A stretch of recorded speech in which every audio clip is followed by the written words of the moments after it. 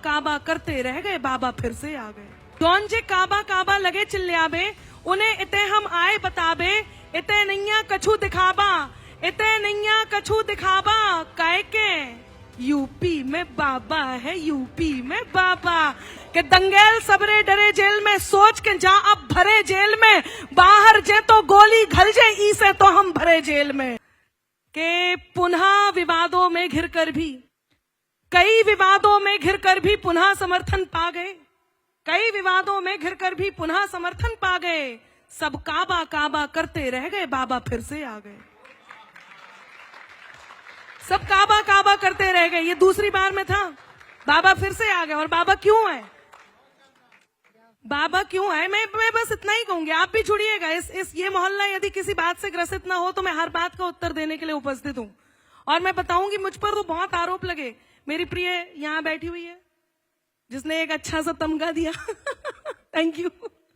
और वो भी बताऊंगी वो तमगा कितना प्रिय हो गया है मुझे, आप समझ नहीं सकते। तो जो प्रश्न आया था यूपी में काबा, अब मैं बताती हूं कि जौन जे काबा काबा लगे चिल्लावे, ये बुंदेली भाषा है, आप सबको समझ में आएगी। जौन जे काबा काबा लगे चिल्लावे, उन्हें इते हम आए बताबे, इते नैया कछु दिखाबा, इते नैया कछु दिखाबा, काहे के यूपी में बाबा है, यूपी में बाबा, यूपी में बाबा है, यूपी में बाबा। गोरखपुर को जो सन्यासी, अभी इस मंच पर पूछा गया आपको वो कैसे लगते हैं, मैं बताती हूँ एक सन्यासी कैसा लगता है। कि नीति नियम और नैतिकता का मर्म सियासत में होता, राम सरीखा राजा हो तो धर्म सियासत में होता, राम सरीखा राजा हो तो धर्म सियासत में होता। तब कहती हूं कि गोरखपुर को जो सन्यासी मन में लेके मथुरा काशी, जब से लखनऊ में जा बैठे, यूपी भर की मिट्टी उदासी, राजमहल को मंदिर कर दो, कि राजमहल को मंदिर कर दो, जब जनता को मिलो बुलावा, काहे के यूपी में बाबा है, यूपी में बाबा।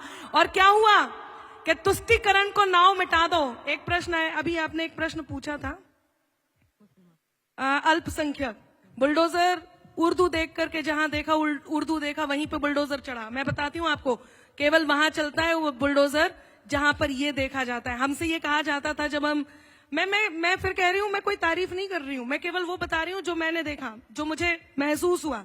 हम कार्यक्रम करके आधी रात में जब वापस जाते थे अपने स्थान पर, तो हमसे ये कहा जाता था आयोजकों द्वारा कि आप ऐसे मत निकलिएगा, या तो कोई गाड़ी आपको साथ में आधे रास्ते छोड़ के आएगी, या फिर आपको देख करके जाना चाहिए, सुबह हो जाए तब जाइएगा।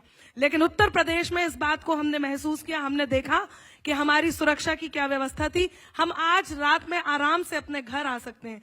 रही बात एक दो किसी घटनाओं की, तो देखिए वो न्याय प्रावधान के अंदर आती है, जब तक निर्णय नहीं होगा हम नहीं कह सकते उस बारे में क्या है। लेकिन एक दंड प्रावधान ऐसी चीज है, लोग कांपने लग जाएं, माफिया डरने लग जाएं, गुंडों का राज खत्म हो, ये हम जनता चाहते हैं। और मैंने देखा कि तुष्टीकरण को नाव मिटा दो, तुष्टीकरण को नाव मिटा दो, अपराधन को गांव मिटा दो, फैजाबाद अयोध्या कर दे, राम लला को धाम बना दो। ये माइक यदि ऑन हो जाए, थोड़ा बेस दीजिए। नहीं आप आवाज दे दो, बेस तो सब हम डाल देंगे, आप बस आवाज दे दीजिए, हमें भी आवाज उठानी है। कि तुष्टीकरण को नाव मिटा दो, अपराधन को गांव मिटा दो, फैजाबाद अयोध्या कर दे, राम लला को धाम बना दो। और बेभी काशी काशी कर रहे, कि बेभी काशी काशी कर रहे, जौन करते काबा काबा, काहे के यूपी में बाबा है, यूपी में बाबा, यूपी में बाबा है, यूपी में बाबा। और दंगेल सबरे डरे जेल में, आप ताली मत बजाना यदि बात झूठी हो तो, कि दंगेल सबरे डरे जेल में, सोच के जा अब भरे जेल में, बाहर जे तो गोली घल जे, इसे तो हम भरे जेल में। और किच किच किच किच किच रोक के रखना अब चाहिए, कि किच किच किच किच जिते होती, किच किच किच किच जिते होती, थम गो सबरो शोर शराबा। और पुलिस भी अपनी फॉर्म में आ गई, पुलिस भी अपनी फॉर्म में आ गई, चैन से सोवे अम्मा बाबा, काहे के यूपी में बाबा है, यूपी में बाबा, यूपी। तो ये उत्तर दिया था मैंने, और कुछ नहीं करा था, मैं तो कुछ करती ही नहीं। अद्भुत, बहुत सुंदर, आपकी आवाज में भी जादू है। लेकिन अनामिका, अभी अभी आपने सुना, स्कूलों के बंद होने पर हमने चर्चा की जी, इस वक्त जैन अल्फा की चर्चा हो रही है, और सबसे महत्वपूर्ण मुद्दा होना ही चाहिए, किसी के लिए भी, चाहे वो मीडिया हो, इस देश का एक एक नागरिक हो, आप जैसे कवि हो महान, सबके लिए मुद्दा होना चाहिए कि स्कूल्स क्यों बंद हो रहे हैं। क्योंकि शिक्षा के अभाव में क्या भविष्य बनेगा, ये जो भारत निर्माण 2047 बिल्कुल। देखिए, इस बारे में एक बात मैं जरूर कहूंगी, इस समय चाहे जेन जी हो चाहे जेन अल्फा हो, मैं पूरी तरह से उनके हर बात में साथ भी हूं और उनकी सोच के भी साथ हूं। और सबसे शानदार बात यह है कि जेन अल्फा के साथ उनके जो स्कूल को उनके निरीक्षण करने के लिए, स्कूल जाकर के देखने के लिए कि उसकी व्यवस्थाएं क्या हैं, उसके साथ क्या है, जेन अल्फा इतनी आगे निकल चुकी है कि जो लोग इस व्यवस्था को देखने जा रहे हैं वो उनसे भी नहीं डर रही है।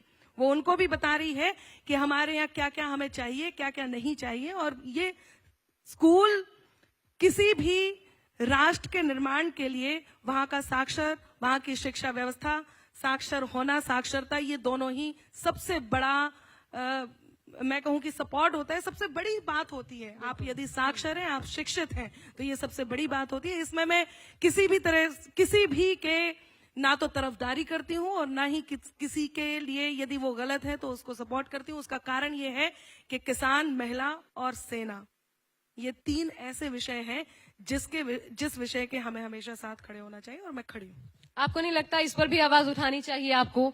भले आप ये जरूर कहती हैं कि यूपी में बाबा, भले आप कितना भी ज्यादा पसंद करती हूँ, लेकिन ये एक ऐसा मुद्दा है जिस पर आपको बोलना चाहिए, सरकारों को जगाना चाहिए। यही हमारे राष्ट्रकवि, हमारे कवि करते आए हैं। बिल्कुल, मुझे लगता है और मैं इस बात के लिए अग्रसर भी हूँ। और इस बात के लिए अब आपने कह दिया है तो मुझे लगता है कल ही मैं एक गीत इस चीज के लिए पहुंचाऊंगी भी। और वैसे भी आपको एक बात बता दूं, ऐसा नहीं है कि मैंने कभी कोई ऐसे मुद्दे भी नहीं उठाए हैं। हमने शिक्षा को लेकर के इन दिनों मेरा एक चैनल पर एक शो आ रहा है जिसमें हम लगातार, चाहे वो जल संरक्षण की बात हो, चाहे वो शिक्षा की बात हो, चाहे वो वंदे मातरम गाने की बात हो, चाहे वो जेन जी के जरूरतों की बात हो, हम हर एक पर एक एपिसोड करते हैं और लोगों तक पहुंचाते हैं। बस बात यह है कि लोग कौन सा अपने मन का विषय चुनते हैं और कौन से विषय पर घेरते हैं और कौन से विषय पे प्रेम करते हैं, ये उनकी मर्जी हो जाती है। लेकिन क्योंकि ये एक अच्छी पहल, अच्छी बात आपने कही है, तो इसका स्वागत है। और अच्छे लोगों की बात का मतलब, और मैं उम्मीद करूंगी अगली बार जब दोबारा मंच साझा करने का मौका मिले तो आपसे इस पर जरूर सुने हम। लेकिन अब उस तमगे की बात कर लेते हैं जो आपको मिला। आपने कहा आपको बहुत प्रिय है, मैं इस पर जरूर बोलूंगी। तो मैं चाहती हूँ, मैं न कहूँ, अच्छा आप सब, लेकिन आप सब मेरे साथ रहिएगा। मैं एक बहुत जरूरी बात बताने वाली हूँ, वो तमगा आप बोल दीजिए, कोई बात नहीं। अब तो सुनने में भी अच्छा लगने लगा। पहले मुझे लगता था ये क्या आपको पसंद करने वाले जानते होंगे, ना पसंद करने वाले भी जानते होंगे, और मुझे लगता नहीं ऐसे होंगे जो ना पसंद करें।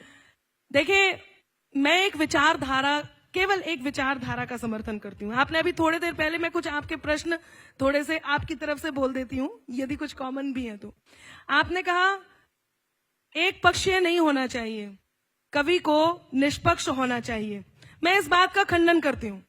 कवि को निष्पक्ष तो होना चाहिए, लेकिन किसी किसी मामले में केवल और केवल एक पक्षीय होना चाहिए। मैं निष्पक्ष नहीं हूं। मेरा मानना यह है कि जो सबका होता है वो किसी का नहीं होता। मैं केवल और केवल इस राष्ट्र की वंदना करती हूं, मैं इस देश की हूं, और इस देश पर उठने वाली कोई भी आंख को आंख दिखाना मेरा कर्तव्य है, और मैं इस बात के साथ हूं, मैं इस विचारधारा के साथ हूं। जब मुगलों ने हमारी सांस्कृतिक धरोहर का क्षरण किया, उस सांस्कृतिक धरोहर के क्षरण पर उठने वाली विरोध की भाषा का समर्थन करना यदि सरकारी है तो मैं सरकारी हूं। सुना आप भी? छोड़ दीजिए सारी व्यवस्थाएं, ये व्यवस्था बहुत जरूरी है, आप तो बस मुझे सुनिए। यदि उस जो मुगलों ने देश के धरोहर का क्षरण किया, उसका विरोध करना सरकारी है तो मैं सरकारी हूं। 370 हटा, उस 370 हटने के विरोध का विरोध करना यदि सरकारी है तो मैं सरकारी हूं। यदि हमारी सेना से उनके शौर्य के प्रमाण मांगे जाएं और इस बात का विरोध करना सरकारी है तो मैं सरकारी हूं। भगवान श्री राम के होने के प्रमाण मांगे गए, उस प्रमाण मांगने के विरोध का समर्थन करना यदि सरकारी है तो मैं सरकारी हूं। हमारे सनातन को डेंगू मलेरिया कहा गया, वंदे मातरम गाने से मना किया गया, देश में ऐसे ऐसे प्रश्न चिन्ह उठाए गए, यदि इन सब का विरोध करना सरकारी है तो मैं सरकारी हूं।